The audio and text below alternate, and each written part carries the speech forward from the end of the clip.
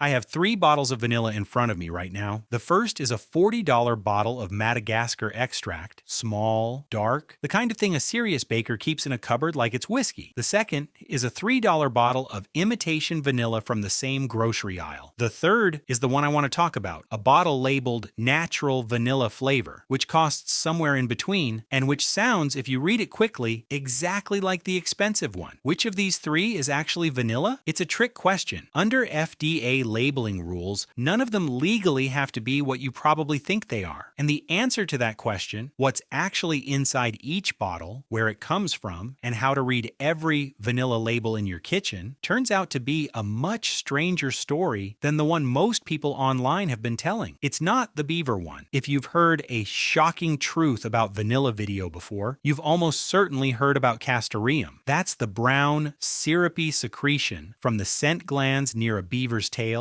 which yes, technically has been used as a flavoring compound, and yes, technically can be labeled under the umbrella of natural flavoring. The beaver butt vanilla story has been making the rounds online since at least 2022, and it is essentially the only vanilla controversy most people have ever encountered. I want to be careful here because the real story is more complicated than the version most people know. Castoreum is extremely rare. It is more expensive than actual vanilla beans, and global production sits at a few £100s a year for the entire planet. You're not eating it. You've almost certainly never eaten it in your life. The beaver story is a magician's flourish. The bright handkerchief the magician waves around with his left hand so you stop watching the right. The genuinely disturbing truth about vanilla isn't exotic or gross. It's the opposite. It's industrial, it's boring, it's everywhere. And it's hiding on probably 20 different shelves in your kitchen right now. And once you understand what it is, you can't unsee it. Because the vanilla flavor in roughly 99% of every vanilla-flavored product on Earth doesn't come from a plant. It doesn't come from a beaver. It comes from oil refineries and paper mills. So let me actually walk through this, because the roots are wilder than I expected when I first started reading about them. The compound your brain is registering as vanilla is one specific molecule called vanillin. In an actual vanilla bean, vanillin is one of around 250 aromatic compounds, which is part of why real vanilla tastes complex and synthetic vanilla tastes flat. But for flavor industry purposes, vanillin alone is close enough, and it can be manufactured. There are 3 main industrial routes. The first one is the one I had genuinely never heard of. There's a company in Norway called Borregaard, headquartered in a town called Sarpsborg, which operates the largest natural vanillin production facility on the planet, and they make it from spruce trees, specifically from lignin, the structural compound in wood that paper mills have to strip out and dispose of when they break wood down into pulp. For most of the 20th century, lignin was treated as industrial waste. Borregaard figured out you could convert it into vanillin. So, roughly speaking, and I'm simplifying, the byproduct of paper making is being run through a chemical process and turned into the vanilla flavor that ends up in ice cream. The second route is more straightforward. It starts with guaiacol, a compound originally extracted from coal tar and now mostly synthesized from petrochemicals, meaning somewhere upstream, oil. Guaiacol is reacted with a few other ingredients, and you get vanillin, chemically identical to the molecule in a vanilla bean, atom for atom, but with a price point measured in dollars per kilo instead of hundreds. The third route is the newest, and it's the one that breaks the labeling system entirely. Companies like Evolva and Solvay have engineered strains of yeast to produce vanillin through fermentation, meaning the yeast eats sugar, and what it excretes is the flavor molecule. Here's where it gets clever, because this process technically involves a living organism. Products made this way are legally allowed to be labeled natural vanilla flavor. The label says natural. The flavor came out of a stainless steel fermentation tank. This is where the title earns out, because once you know what the words on the label mean, you can decode every vanilla thing in your kitchen. Here's the hierarchy, ranked from most to least, likely to contain anything that ever lived on an orchid. Pure vanilla extract is the strictest label. Under FDA rules, it must contain real extract from cured vanilla beans, dissolved in at least 35% alcohol.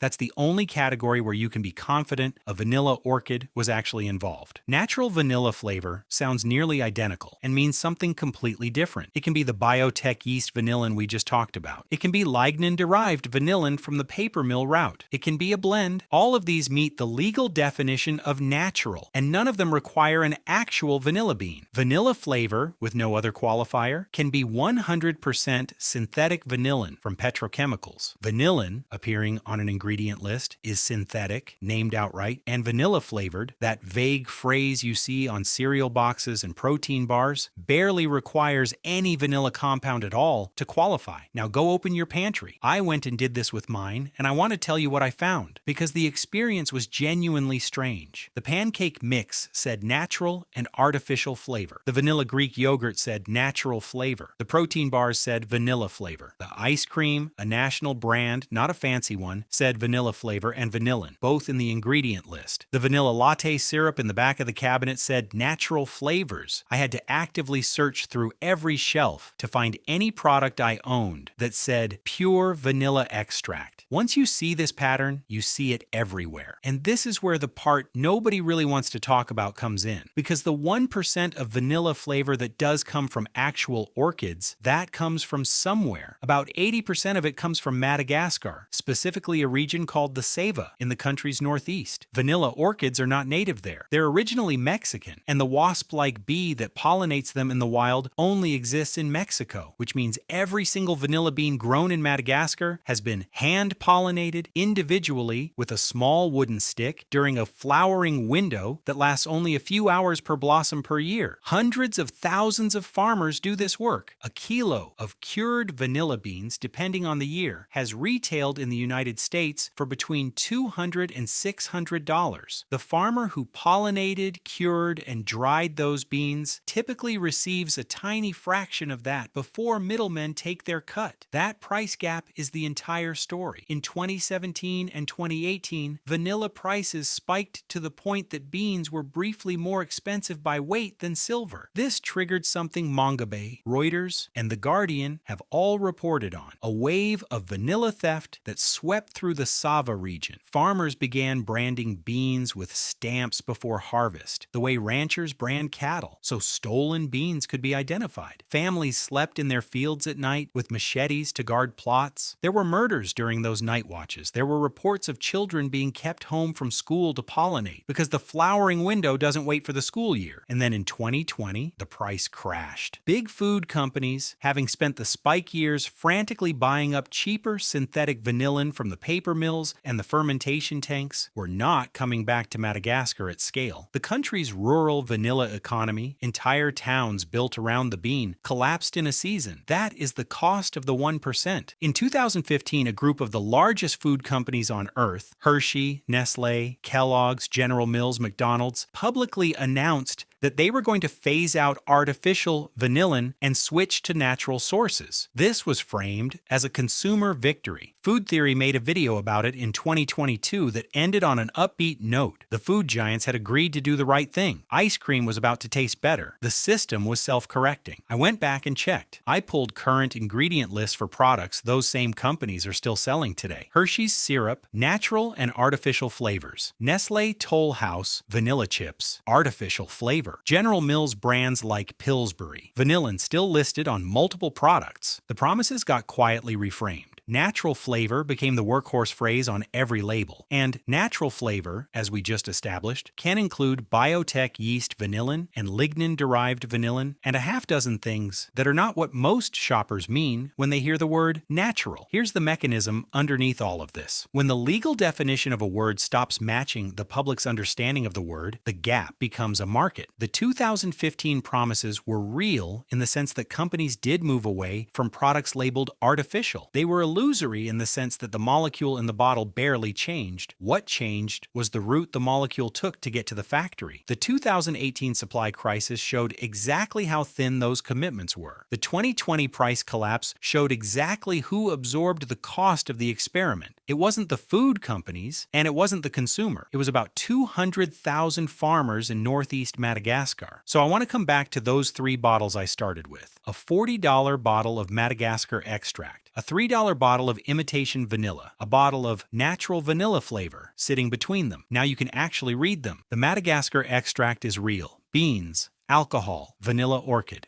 It is also expensive because the supply chain that produced it involves hand pollination in tropical Africa and someone, somewhere, getting paid almost nothing for skilled, time-sensitive agricultural work. The $3 imitation is honest in a specific way that I weirdly respect. It tells you it's synthetic. The natural vanilla flavor in the middle is the one I want you to look at twice, because that bottle is statistically, almost certainly, lignin-derived vanillin from a paper mill or fermentation vanillin from a vat of engineered yeast, sold at a markup that reflects the word natural, doing more work than the molecule did. I'm not telling you to stop buying vanilla flavoring. I'm telling you that the price tag and the marketing word are not the same thing as the truth. Here's the one thing I'd actually suggest if any of this landed for you. Next time you pick up something vanilla flavored at the grocery store, anything, a yogurt, a coffee creamer, a protein shake, a scented candle, flip it over and read the flavoring line. Pure vanilla extract is one thing. Everything else is something else, and the something else is almost certainly arriving at your shelf from an industrial process that has nothing to do with a vanilla orchid. Once you start reading those labels, you can't stop reading them. The thing that surprised me wasn't the beaver story, which turns out to be more myth than substance. It wasn't even that vanilla flavor mostly comes from oil refineries and paper mills, which I now find sort of fascinating in a strange circular economy way. It was the size of the gap. The gap between a $40 bottle and a $3 bottle of something a chemist would tell you is, at the molecular level, mostly the same compound. The gap between the word natural on a label and the fermentation tank that produced what's inside it. The gap between the orchid farmer in Madagascar and the protein bar in my pantry. That gap is where the disturbing part actually lives. Not in any one product, but in the system that decided we'd rather not know. I pull apart something else from everyone's kitchen every week. If this one stuck with you, I'll see you in the next one.